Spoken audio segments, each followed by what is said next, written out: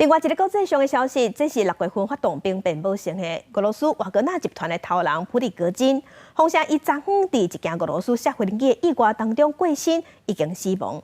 那昨昏伫俄罗斯军方内底，甲普里戈金关系真好的一个将领，嘛随风解除职务。Беспилотник сбили, бабахнуло в 2 раза, взорвалось, падает. Ты посмотри, падает. Вон, около фермы. Горим.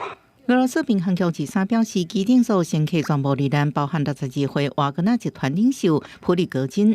迄一天进前，甲瓦格纳有挂钩追随者真济俄国 Telegram 频道回库发布消息表示，无人机遭航空部队拍落，普里戈金是伫俄罗斯叛徒行动。63 Уголовного кодекса – это нарушение правил безопасности движения и эксплуатации воздушного транспорта. Бизнес-джет, следовавший из Москвы в Санкт-Петербург, потерпел крушение в Тверской области.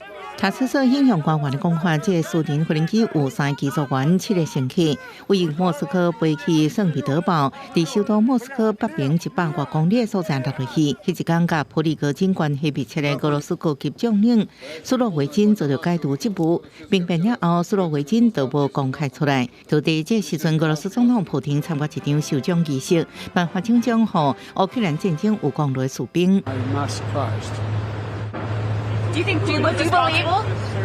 There's not much that happens when Russia and Putin are not behind, but I don't know enough to know the answer.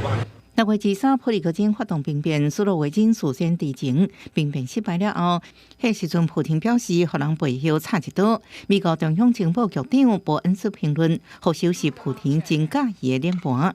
英国广播公司 BBC 报道，这当然拢明证明普里戈金等人是故意攻击的目标，毋过闹任何讲法，佮证实这场坠机是一个意外，恐惊会互人更较关心。